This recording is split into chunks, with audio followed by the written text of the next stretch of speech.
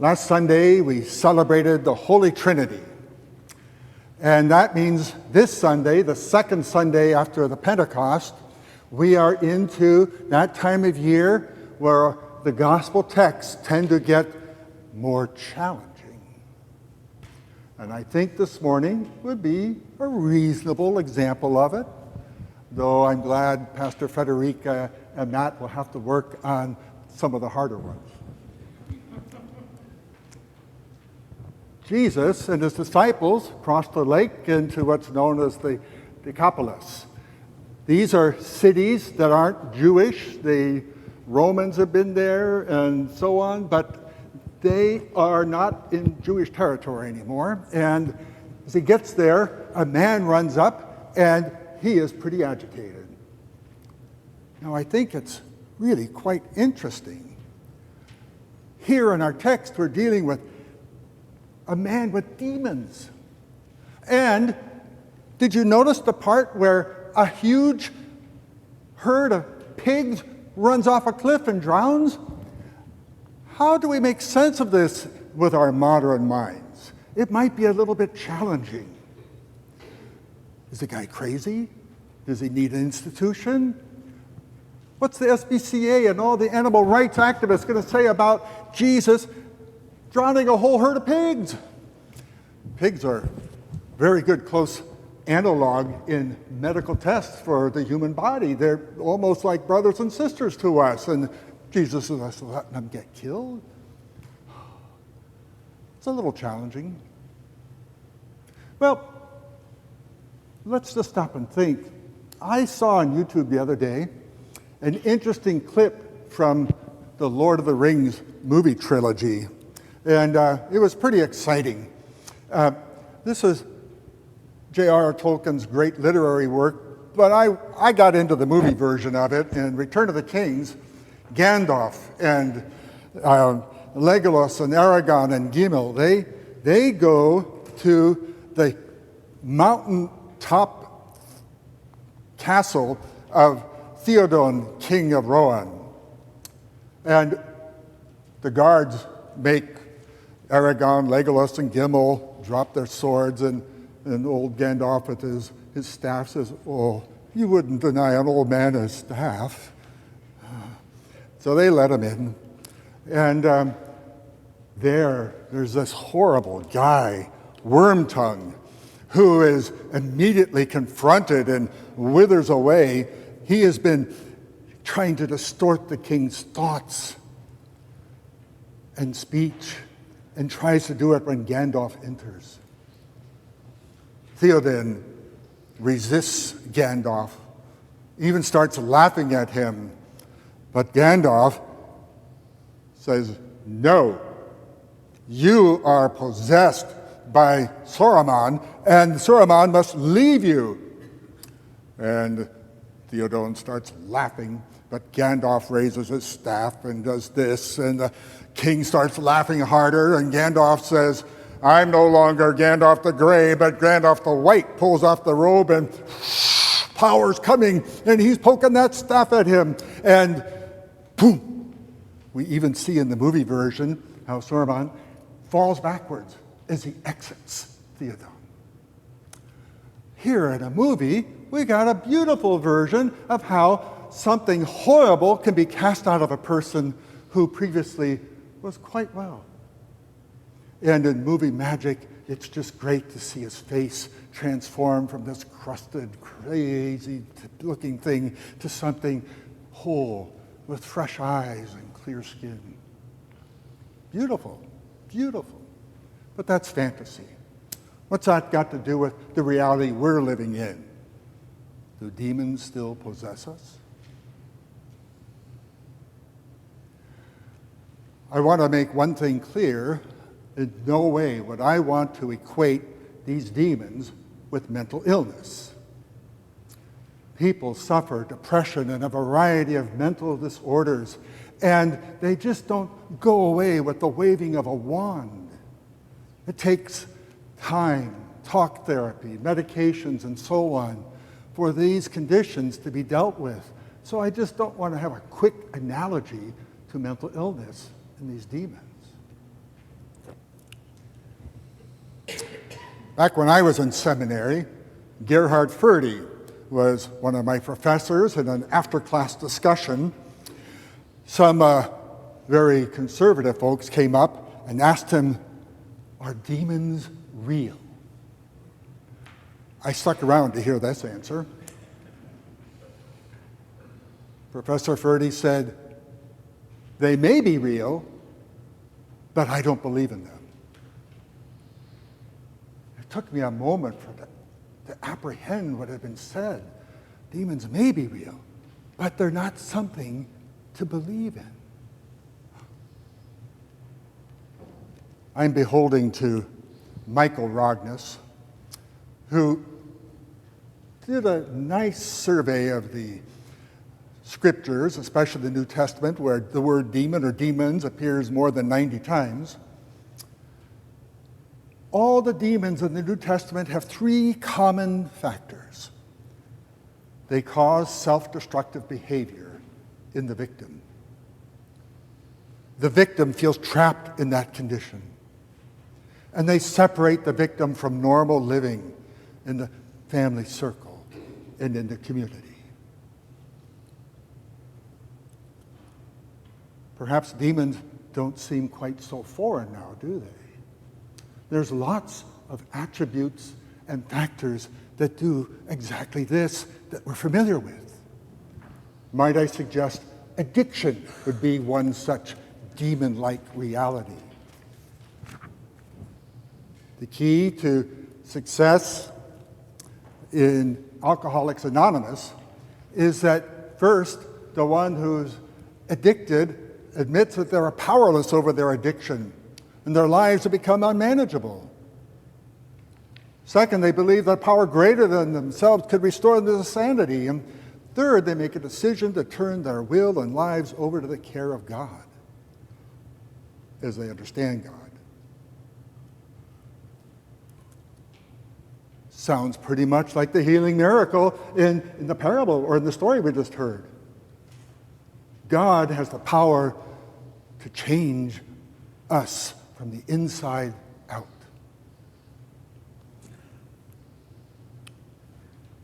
AA members realize they need the help of the community. And so not only do they work steps, but they go to meetings and assist one another. I think the saying there is that, some of us are crazy, but we won't be crazy all at once. The point is that healing comes for people with addictions. Not everyone. Some are too frightened about it. I can say for myself that next month, 25 years ago, I thought it was impossible. But it's helped me a lot.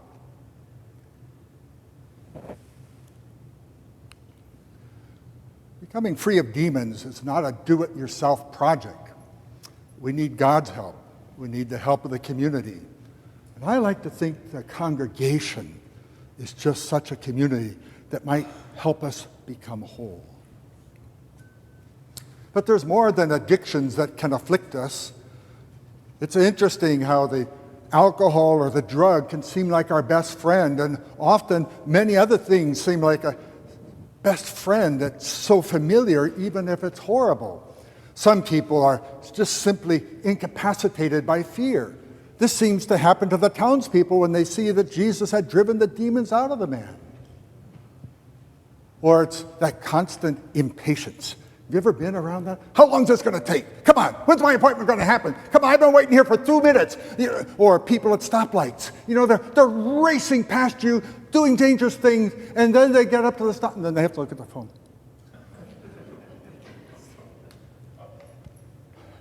Hatred, violence.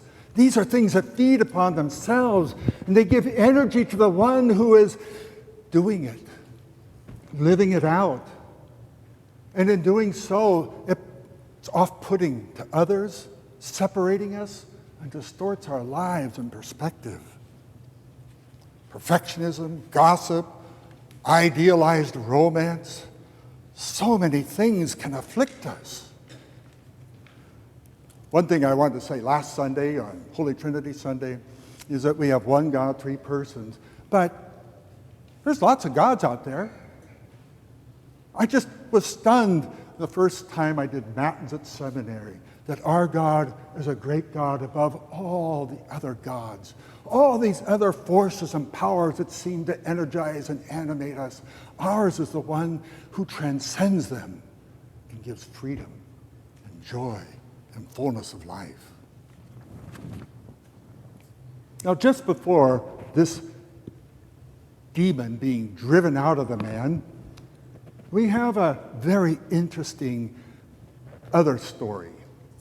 Jesus is crossing the Sea of Galilee in a boat with his disciples, and he just falls asleep. He just trusts everything that's going on. But a wind comes up. There's whitecaps. The boat starts rocking. The waves are coming up, and the disciples are terrified. In fact, they scream, "Master, we're perishing." They wake up. Waking up, Jesus rebuked the wind and the raging waves, and they ceased. It was calm. The disciples asked, "Who then is this that commands even the waves and the wind, and they obey him?" At the end of that trip, Jesus steps on shore, and the man with the demon approaches. It's quite interesting to me that the demons and this man recognize Jesus. They recognize authority. And in recognizing the authority, they know that their comeuppance may be at hand. "What do you have to do with me, Jesus, Son of the Most High God? I beg you, do not torment me." It's very interesting to me that those who torment fear being tormented. The poison that we want for the other, the demons who had hurt this man for years, are afraid that they were going to be tormented now. Jesus responds in an interesting way. "What is your name?" The man responds, "Legion." Now, this is a strange name, isn't it? The only legion that I've ever known of, and that's referred to in the New Testament, is the Roman legion, a group of soldiers. I grew up believing it was 1,000, but it could be 6,000, plus horse brigades and officers. It was a huge contingent. That's what occupied the man. That's what he's familiar with. That's what kept him behaving in strange ways. He begins living like an animal, no clothes, roaming the countryside. But when Jesus casts the demons out, he comes into his right mind. And when the townspeople come back, he's sitting there clothed, nicely organized. A miracle. Amazing. The power of God can do this in us. Now, there's a few things about this story that are still confounding. Why would so many demons be named Legion? Why would it be okay for pigs to be drowned? I don't want to justify any of this, but it might be helpful to pay attention to some less than clear evidence. In the late 60s, 65, 69 of the Common Era, Josephus, historian, records a horrifying event where Roman General Vespasian sent soldiers to retake the area. The Romans killed thousands of young men, imprisoned their families, burned cities. They attacked villages throughout the region. In fact, the tombs where the man had been roaming may have contained the graves of many of those people who had been killed by that Roman legion.